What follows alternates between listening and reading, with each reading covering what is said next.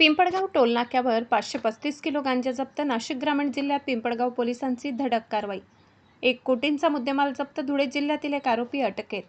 नाशिक ग्रामीण पोलिसांनी अंमली पदार्थ विरोधी मोठी कारवाई करत पिंपळगाव टोलनाका परिसरातून 535 किलो गांजा जप्त केला. या कारवाईत धुळे जिल्ह्यातील एका संशयिताला अटक करण्यात आली असून गांजा, पिकअप वाहन, मोबाईल फोन, रोख रक्कम असा एकूण 1,12,14,00,000 रुपयांचा मुद्देमाल जप्त करण्यात आलाय.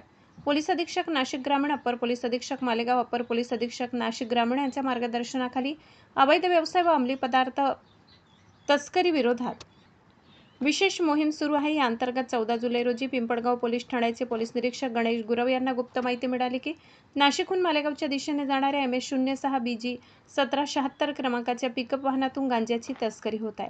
या माहितीच्या आधारे पिंपळगाव टोल नाक्यावर त्यांनी पोलीस अधिकारी व पोलीस कर्मचाऱ्यांना घेऊन सापळा रचला व वाहनाची तपासणी सुरू केली. दरम्यान वाहन तपासणीमध्ये एका पिकअप वाहनातून 535 किलो गांजा आढळून आला. या प्रकरणी पिकअप चालक राहुल शांताराम पाटील वय 33 राहणार मुटकी तालुका जिल्हा धुळे याला ताब्यात घेण्यात आले. या प्रकरणी पिंपळगाव पोलीस यांच्या विरोधात NDPS कायदा कलम अंतर्गत गुन्हा दाखल करण्यात आलाय. जप्त मुद्देमालात गांजा, पिकअप वाहन, मोबाईल फोन, रोख रकमेचा समावेश असून एकूण 1,12,14,00,000 रुपयांचा मुद्देमाल जप्त करण्यात आलाय.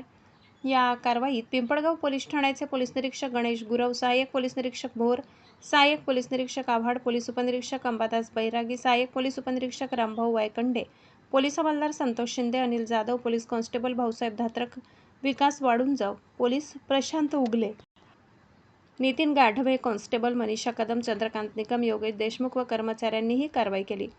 लोकसेतू मराठी न्यूजसाठी मुख्य संपादक प्रवीण चव्हाण, नंदुरबार.